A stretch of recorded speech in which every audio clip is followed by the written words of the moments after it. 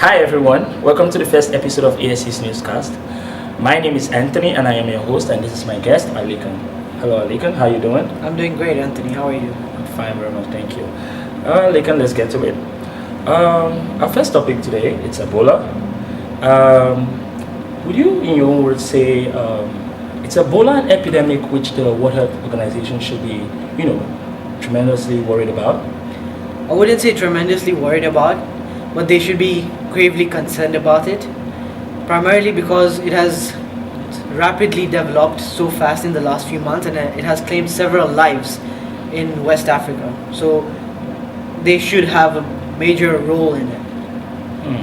Okay, how about the Liberian government? Do you think they're doing all they can to make sure that the people of Liberia know about this virus? I would say they tried their level best to do whatever they could in the short amount of time.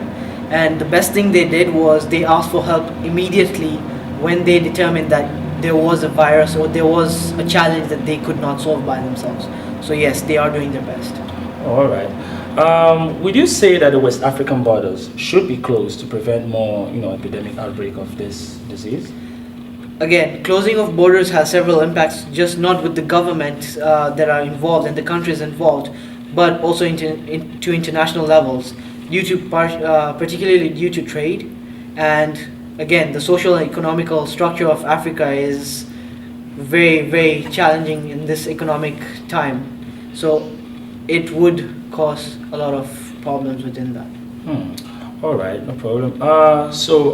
Would you say, in your own opinion, how do you think Ebola can be prevented? Because most people don't even know how they can prevent this deadly disease.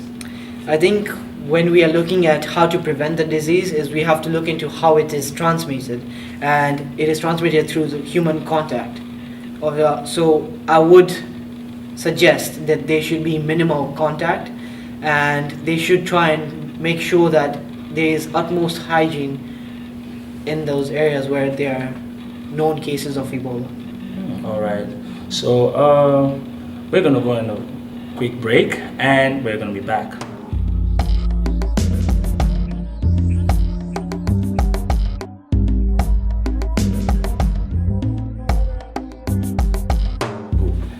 Okay, again, welcome back. The second topic which we're going to be looking at right now is the African Summit that was held in the United States. Do you think that the summit would have any positive impact on Africa, or is it just a show, for the American influence?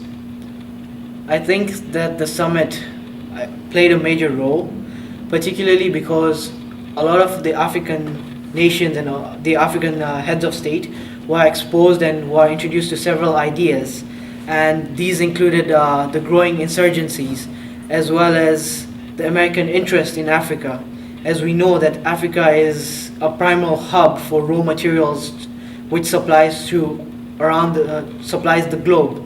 And it does seem to show that by them attending the African summit in the United States, it shows that they are willing to negotiate and work in partnership with other world-dominating countries. That's very interesting to know because there are different views and different opinions about the summit held in Africa. So I'm very happy that you could shed a little more light on that and enlighten people on how this has made a good influence in Africa. We're going on another break and we'll be back. Thank you.